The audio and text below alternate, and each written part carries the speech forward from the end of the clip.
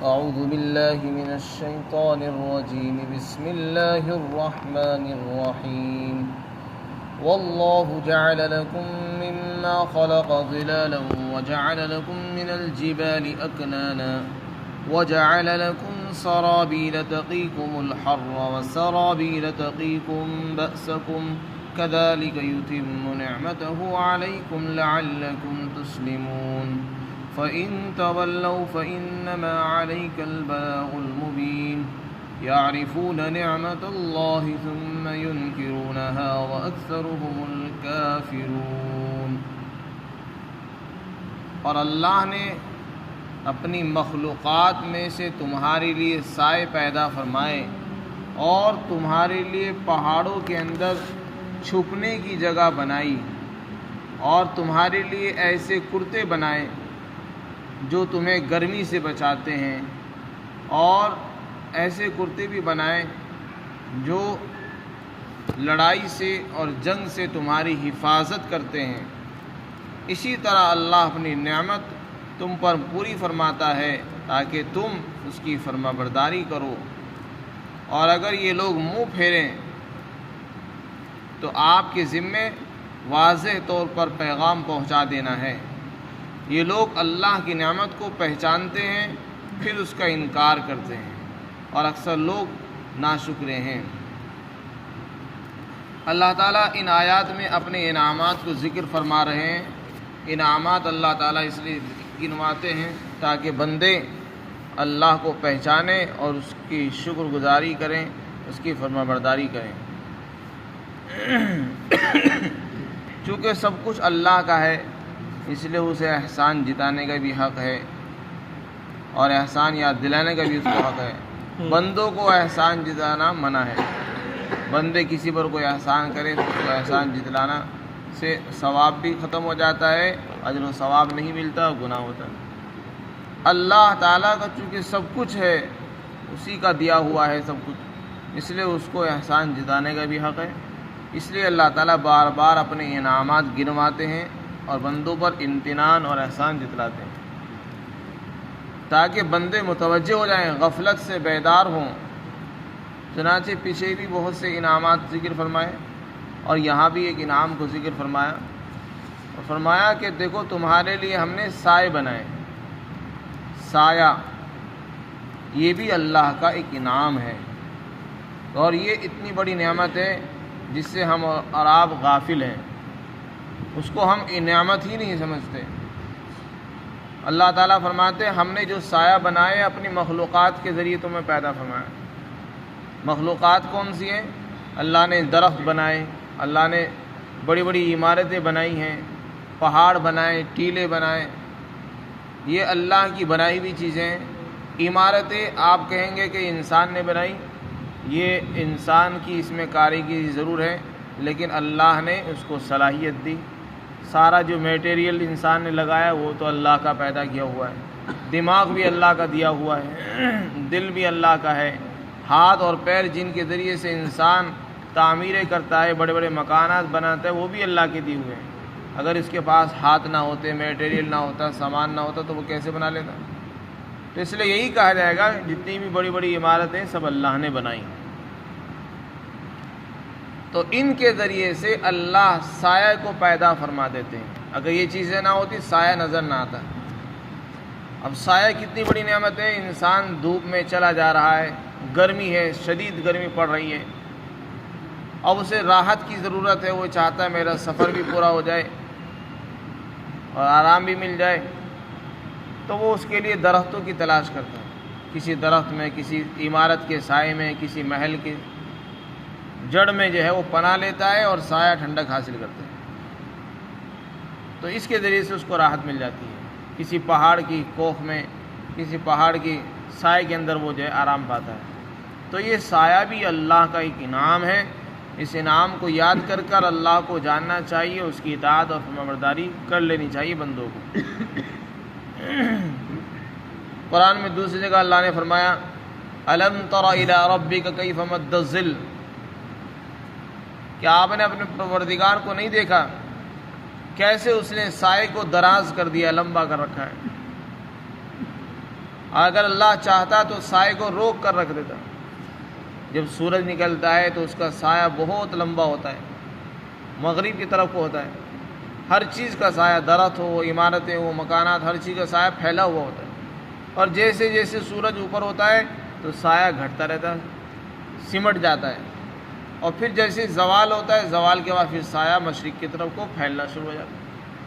تو سائے کو اللہ دراز بھی کر دیتے ہیں، لمبا کر دیتے ہیں، کبھی چھوٹا کر دیتے ہیں، سمیٹ دیتے ہیں. اگر اللہ چاہیں تو سائے کو روک کر بھی رکھ سکتے تھے. لیکن یہ سب چیزیں، ان سب چیزوں کو، یہ سب چیزیں کیسے پہچانی جاتی ہے؟ سورج سے. اللہ نے سورج کو اور دھوپ کو اس پر دلیل بنا دیا، ورنہ سایہ ایک نعمت ہے، اس کو پہچاننا مشکل تھا. اگر دھوپ نہ نکلتی تو سائے کا پتہ ہی نہ چلتا. تو دھوپ نکلتی ہے، اس کے بعد سائے کا علم ہوتا ہے. ایک دوسری نعمت کا ذکر فرمایا، ہم نے تمہارے لیے پہاڑ کے اندر چھپنے کی جگہ بنائی. اکنان کے معنی چھپنے کی جگہ یعنی غار. پہاڑوں کے اندر اللہ نے غار بنائے ہیں. وہ غار بھی انسان کی حفاظت کا، اس کے چھپنے کا، اس کی پناہ کا ایک اہم ذریعہ ہے. ایک انسان جنگل میں سفر کر رہا ہے اور اس کے پیچھے کوئی دشمن لگ گیا ہے. اب پورا جو ہے بیابان ہے، جنگل ہے، اس کے پاس کوئی چھپنے کی جگہ نہیں ہے، اس کے پاس ہتھیار ہے، نہ کوئی سامان ہے بچاؤ کا. تو پھر اللہ نے اس کے لیے پہاڑ بنائے. پہاڑوں میں غار ہیں، وہ غار میں جائے اور پناہ حاصل کر سکتا ہے. دشمن سے بچاؤ ہو جائے گا، کسی جانور اور درندے سے بھی بچ سکتا ہے. بارش ہو گئی ہے اور ٹھنڈ کا زمانہ ہے، آدمی اگر بارش میں بھیگ جائے، بیمار پڑ جائے گا، تو پہاڑوں میں اللہ نے غار بنائی، اس میں انسان چھپ سکتا ہے، بارش سے بچ سکتا ہے. دھوپ ہو رہی ہے، دھوپ سے بچنے کے لیے، گرمی سے بچنے کے لیے، سردی سے بچاؤ کے لیے، رات کا وقت ہے، ٹھنڈ زیادہ ہے اور آرام کرنا ہے، تو اللہ نے غار بنائی، اس میں انسان آرام کرے گا تو اس کو ٹھنڈ بھی کم لگے گی اور آرام بھی ملے گا. تو سردی سے، گرمی سے بچنے کے لیے، بارش سے بچنے کے لیے، انسانی دشمن اور موذی جانوروں سے بچاؤ کے لیے ایک اہم ذریعہ ہے اور اللہ کی ایک بڑی نعمت ہے غار. اس کو بھی اللہ نے انعامات کی فہرست میں گنوایا ہے. تو یہ ساری چیزیں انسان کو یاد کرنی چاہیے کہ وہ اللہ ہمارے لیے کتنے سارے انتظامات کرتا ہے، اور ہم ہیں کہ ہم اس طرف دھیان ہی نہیں دیتے تھے کہ اللہ نے ہمارے لیے کتنے سارے انتظام کرتے ہیں. ورنہ انسان سفر کرتا ہے اور اس کے لیے پہاڑ نہ ہو، غار نہ ہو تو وہ پریشان ہو جاتا ہے. اسی طرح ایک تیسرا انعام ذکر فرمایا، ہم نے تمہارے لیے ایسے کرتے بنائے جو تمہیں بچاتے ہیں گرمی سے. سرابل سربال کی جمع ہے، سربال کہتے ہیں کرتے کو. ہر قسم کا کرتا، قمیص اس میں داخل ہے. تو اللہ نے ایسی چیزیں بنائی ہیں جو لباس انسان کو گرمی سے بچاتا ہے. ویسے تو لباس انسان کو سردی سے بھی محفوظ رکھتا ہے، لیکن چونکہ عرب کے لوگ عام طور سے، عرب میں شدید گرمی پڑتی ہے، تو خاص طور سے گرمی کا ذکر فرمایا کہ گرمی سے بچاؤ کا ذریعہ ہے لباس، اور سردی سے بھی بچاؤ ہوتا ہے. تو فرمایا لباس اللہ نے بنایا اور لباس تمہیں گرمی سے بچاتا ہے.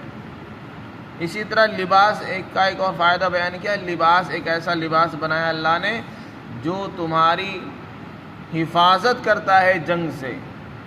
اس سے مراد ہے لوہے کی زرہیں. جب انسان اس کو اپنے بدن پر پہنتا ہے تو تیر اور تلوار کے اثر سے انسان محفوظ ہو جاتا ہے. جنگ کے میدان میں اس پر کوئی حملہ ہوتا ہے تلوار سے، تیر سے یا کسی بھی اور چیز کے ذریعے سے، اگر اس نے زرہ پہنی ہوئی ہے لوہے کی، لوہے کا لباس پہن رکھا ہے، تو حملے کا اثر نہیں ہوتا ہے. تو اللہ تعالیٰ اس کو بھی ذکر فرماتے ہیں، دیکھو یہ بھی ایک انعام ہے اللہ کا. اس انعام کے ذریعے سے انسان نے اپنی جان کی حفاظت کر لی. ہم نے تمہارے لیے جو لباس بنایا اس سے تمہاری جان بھی محفوظ ہو رہی ہے اور گرمی سے بھی بچاؤ ہو رہا ہے. تو یہ کئی انعامات ہیں جو اللہ نے ذکر فرمائے. ان سب انعامات کا تقاضا کیا ہے؟ انسان اللہ کی فرمانبرداری اختیار کرے، اس رب کو پہچانے، اور اس نے کتنی ساری نعمتیں دنیا میں پھیلا رکھی ہیں جنہیں ہم دن اور رات میں صبح سے شام تک اپنی آنکھوں سے دیکھتے ہیں لیکن عبرت حاصل نہیں کرتے. اللہ تعالیٰ دعوت دے رہے ہیں کہ انسان تم دن اور رات میں ان نعمتوں کو استعمال کر رہے ہو لیکن تمہیں احساس نہیں ہوتا. تم دن اور رات میں چلتے ہو، سائے میں چل رہے ہو، دھوپ سے بچ رہے ہو، لباس پہنے ہوئے ہو. تو اللہ کو پہچانو اور اس کی فرمانبرداری اختیار کرو، اسی کے سامنے سر جھکاؤ. اور اللہ کو چھوڑ کر کسی اور کے سامنے سر جھکانا، غیر اللہ سے مدد مانگنا، یہ سراسر ناانصافی ہے. جن پتھروں نے کچھ نہیں بنایا ہے ہم ان کے آگے ہاتھ جوڑیں اور سر جھکائیں، مدد مانگے، یہ سراسر ظلم ہے، ناانصافی ہے، ناشکری ہے. انہوں نے کچھ نہیں بنایا، اللہ نے سب کچھ دیا ہے. سایہ اللہ کا، وہ چاہے تو سائے کو نہ دے. تو اللہ فرماتے ہیں اسی طرح اللہ اپنی نعمت کو، اپنے انعام کو تم پر پورا فرماتا ہے تاکہ تم اس کی فرمانبرداری کرو. اس کے بعد کافروں کے متعلق فرمایا اتنے سارے انعامات کو ذکر کرنے کے بعد جو لوگ اللہ کو نہیں مانتے یعنی کافر کا مطلب اللہ کا انکار کرنے والے، اللہ کی نعمتوں کے ناشکرے، اگر یہ لوگ پھر بھی منہ پھیریں، اتنا سب کچھ بیان کرنے کے بعد ہم نے کھول کھول قرآن میں بیان کر دیا ہے کہ دیکھو ہم نے یہ بھی کیا اور یہ بھی کیا اور یہ بھی کیا. اور بتوں نے کیا کیا، دیوی دیوتاؤں نے کیا کیا ہے، باطل خداؤں نے کیا کیا ہے. جس نے کیا ہے اسی کا حق ہے اس کو سامنے سر جھکایا جائے، جس نے کچھ نہیں کیا اس کا حق نہیں.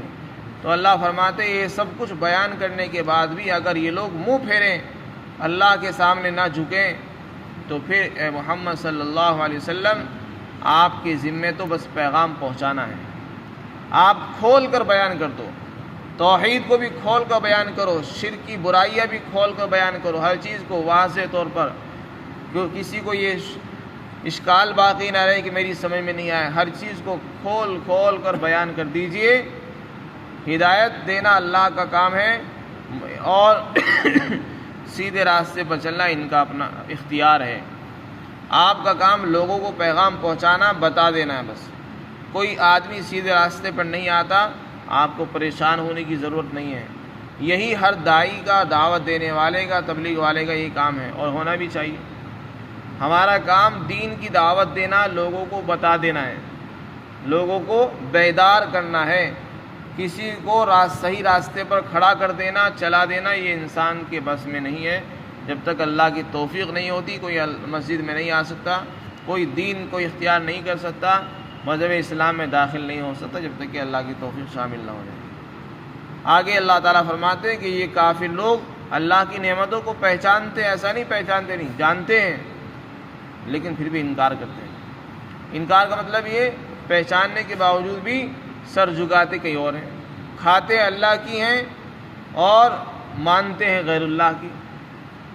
نعمتیں اللہ کی استعمال کر رہے ہیں، سایہ اللہ کا ہے، دھوپ اللہ نے دی ہے، بارش اللہ دیتا ہے، روزی وہ دے رہا ہے، اور سر جھکا رہے ہیں غیر اللہ کے سامنے، پتھروں کے سامنے. عقل اللہ نے دی ہے، دیوی دیوتاؤں کے آگے جھک رہے ہیں. یہ سراسر ظلم ہے، اسی کا نام ہے نعمت کی ناشکری اور اس کا انکار. فرمایا اکثر لوگ ناشکرے ہیں، شکر گزاری نہیں کرتے. اللہ تعالی ہم سب کو شکر گزاری عطا فرمائے.